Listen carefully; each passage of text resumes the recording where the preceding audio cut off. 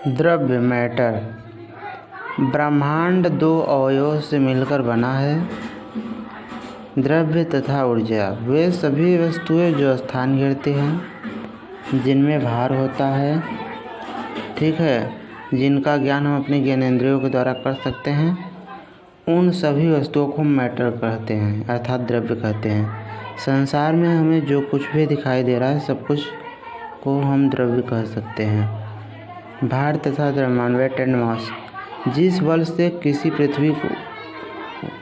किसी वस्तु को अपनी ओर आकर्षित करती है उस वस्तु का भार कहते हैं। इसका मान विभिन्न स्थानों पर भिन्न भिन्न होता है, ठीक है। पृथ्वी जो है किसी भी वस्तु को अपनी ओर जिस बल से आकर्षित करते हैं उसे उस वस्तु का भार कहते हैं। किसी वस्तु में विद्यमान द्रव्य की संपूर्ण परिमाण को उस वस्तु का द्रव्यमान कहा जाता है।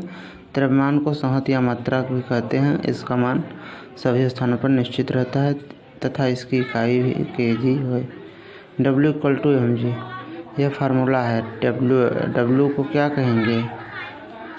W को क्या कहेंगे? वर्क कहेंगे, कार्य, ठीक है।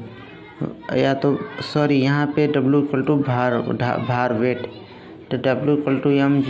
m मतलब द्रव्यमान इंटू g मतलब गुरुत्वीय त्वरण, ठीक है। तो ऊर्जा, अगला स्टेप है ऊर्जा। किसी वस्तु के कार्य करने की क्षमता को हम ऊर्जा कहते हैं। अगर कोई वस्तु कार्य कर रही है, जैसे कोई मशीन चल रही है तो कार्य सो हो रहा है, वहाँ ऊर्जा होता है, ऊर्जा नष्ट होता है। ऊर्जा को न तो भार होता है और न ही आकार होता है। यद्यपि ऊर्जा के प्रभाव को ज्ञानेंद्रियों के द्वारा अनुभव किया जाता है। प्रकाश, ऊष्मा, विद्युत, ध्वनि आदि ऊर्जा के विभिन्न स्रोत हैं। द्रव्यमान तथा ऊर्जा में संबंध। आइंस्टीन के अनुसार द्रव्य नष्ट होता है तब उसी के समतुल्य ऊर्जा निर्मुक्त होती है। अतः द्रव्यमान तथा ऊर्जा में संबंध दर्शाने के लिए आइंस्टीन ने निम्नलिखित समीकरण दिए। E=mc², जहाँ E ऊर्जा है, m द्रव्यमान है, c प्रकाश की चाल है, निर्वात में प्रकाश की चाल है, ठीक है। तो प्रकाश की चाल को हम बता दें 3 × 10⁸ होता है। द्रव्य की अवस्था। द्रव्य की 3 अवस्थाएँ होती है। स्टेट ऑफ मैटर्स, ठीक, ठोस अवस्था, सॉलिड स्टेट। द्रव्य की वह अवस्था जिसमें उसका आकार तथा आयतन निश्चित होता है उसे ठोस अवस्था कहते हैं। जैसे बर्फ़ हो गया, लकड़ी हो गई, हाँ, जो ठोस वस्तु हैं, जैसे ईंट हो गया, तो इसे हम ठोस अवस्था कहेंगे। द्रव्य की द्रव अवस्था। द्रव्य की वह अवस्था जिसमें उसका आयतन तो निश्चित होता है लेकिन आकार अनिश्चित होता है, द्रव अवस्था कहते हैं। जैसे जल, दूध, तेल, पारा, ग्लिसरीन आदि। अगर जल को हम जिस पात्र में रखते हैं उसी का आकार वह ग्रहण कर लेता है और आयतन तो उसी का क्या कहते हैं, आयतन तो निश्चित होता है लेकिन आकार उसी का ग्रहण कर लेगा। गैस अवस्था।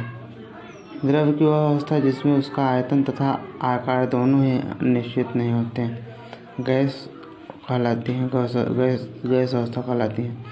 ये जिस पात्र में रखे जाते हैं उसी के आकार व आयतन ग्रहण कर लेते हैं। उदाहरण वायु, हाइड्रोजन, नाइट्रोजन, ऑक्सीजन आदि। चूँकि द्रव तथा गैसों बहने का गुण होता है अतः इन्हें तरल पदार्थ भी कहा जाता है। जब विभिन्न दशाओं में भिन्न भिन्न अवस्थाओं में रह सकता है।